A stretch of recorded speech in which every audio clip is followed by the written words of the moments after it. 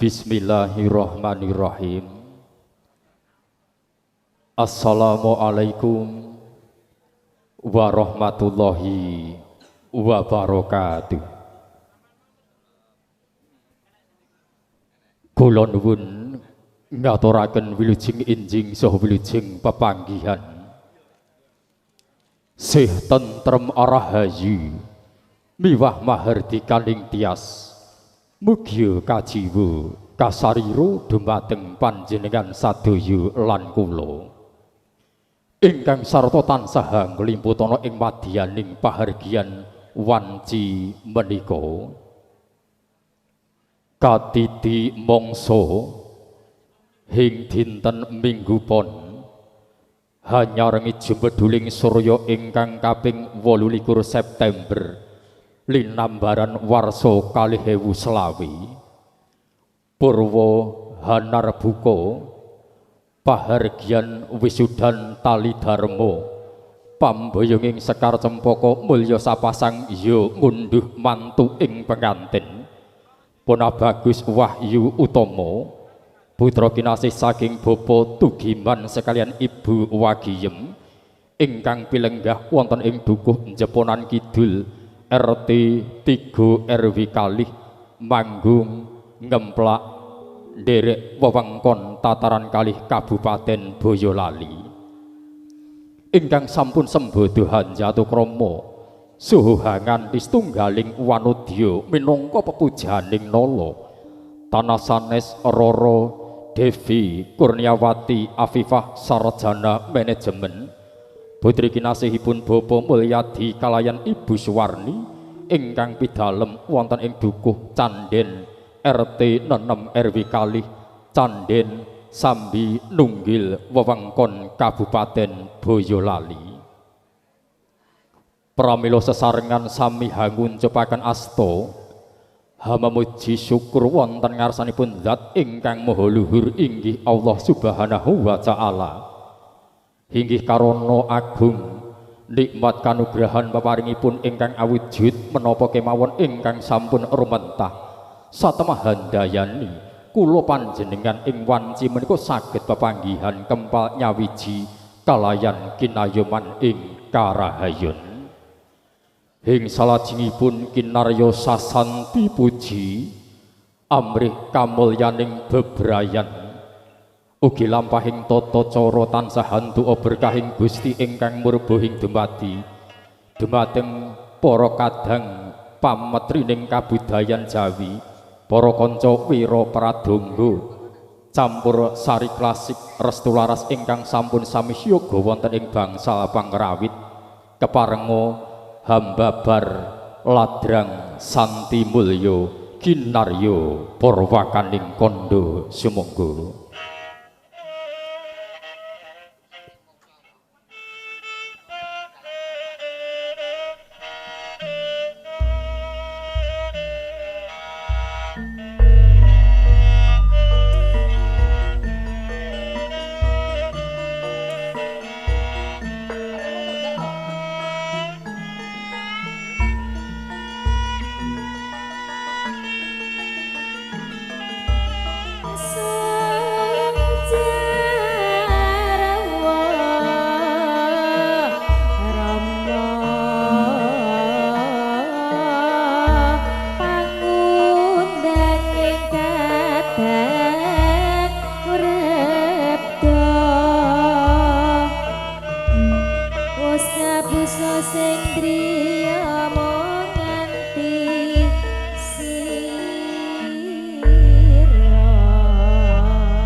Ana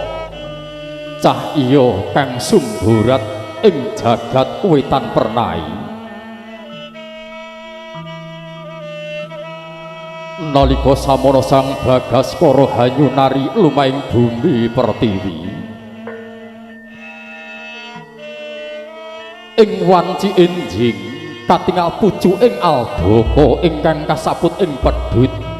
katon peteng dedet anem danu sineblak cahyaning Sang Hyang Arka sakala endang manghayat dadya hima himantaka sakala sesawangan sarwa endah edi peni tetanduran katon ijo royo-royo dasar pasiten subur bumi makmur bebasan tukul kang sarwa tinandur orah ingkang sarwa tinuku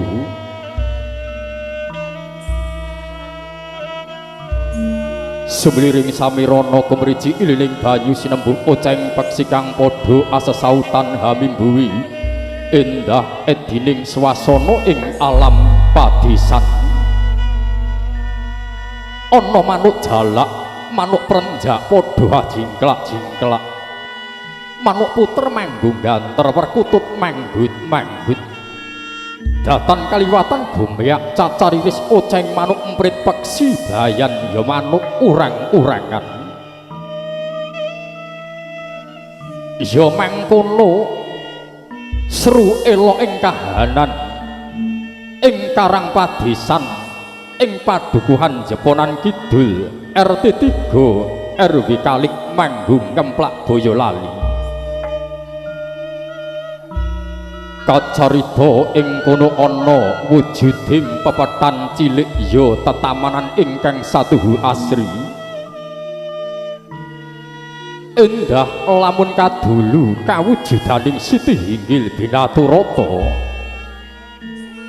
Orindenggo maneka warna tetuwuhan saha sekaran ingkang nedeng-nedenging mekar hamba bar gondo arum lah menika to sasana pahargyan ingkang ginelar dening Bapak Tugiman sekalian Ibu Wagiyem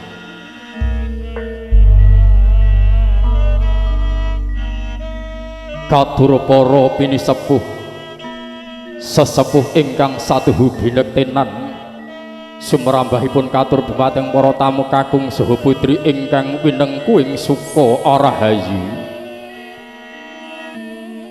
nuhoni dawuh karsanipun ingkang hamengku gati Bapak Tugiman kekalih kula ingkang minangka jejering pambiwara keparenga badhe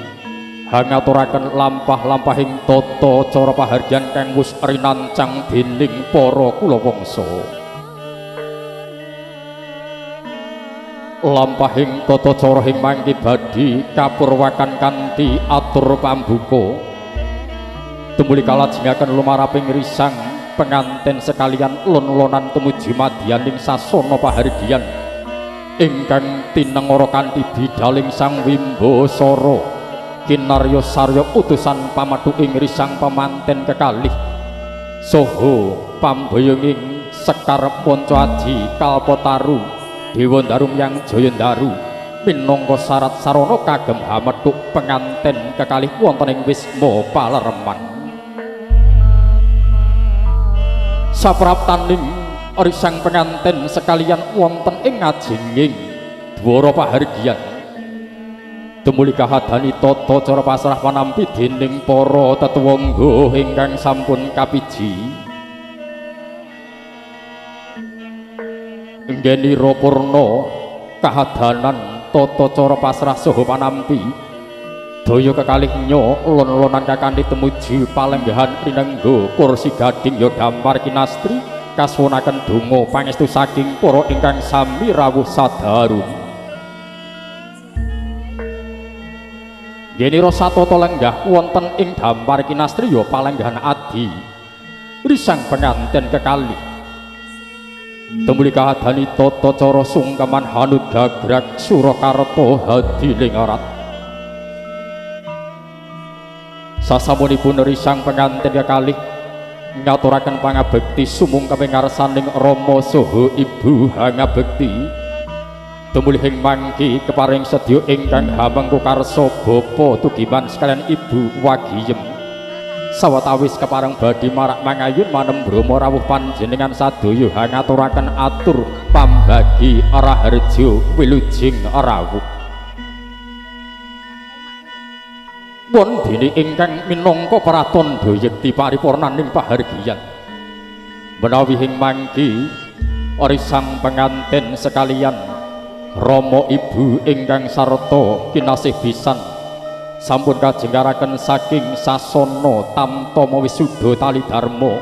lon-lonan tumuju ngajenging kori pahargyan saperlu handherekaken kundur panjenengan sadaya kanthi hatangkep asta. Katur sagung para tamu kakung saha putri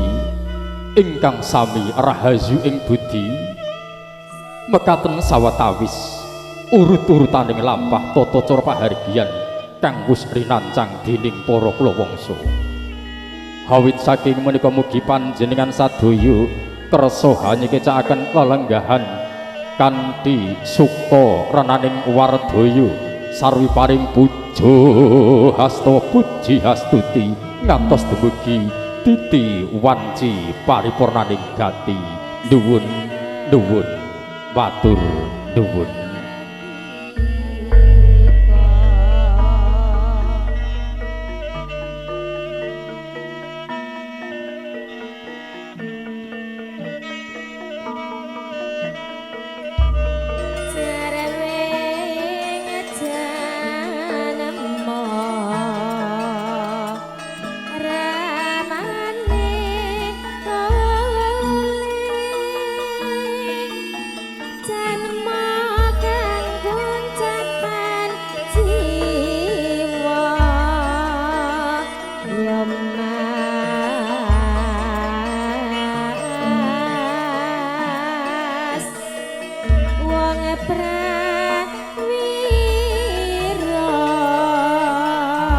Sirep saknalika kumandhanging ladrang santi mulya.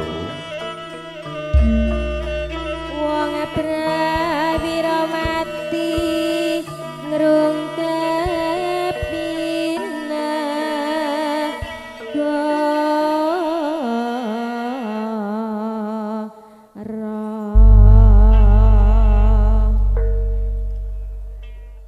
Sanggyaning para tamu sinedahan putri kakung wahyaning mangsa kala wis handung kapurwakaning pahargyan wisudan tali dharma ing arahina siang puniki. Hawit saking menika jumbuh kaliyan rerumpakaning tata cara badhe kawiwitan kanthi atur pambuka. Pramila katur para sedherek ingkang benten ing kapitadosan wonten ing garing panggalih jumbuhaken kaliyan swasana saha kawontenan. Wondene dumateng para kadang ingkang setunggal kapitadosan kaliyan kula ngrasuk agami Islam sumangga binuka kanthi waosan basmalah sesarengan. Bismillahirrahmanirrahim.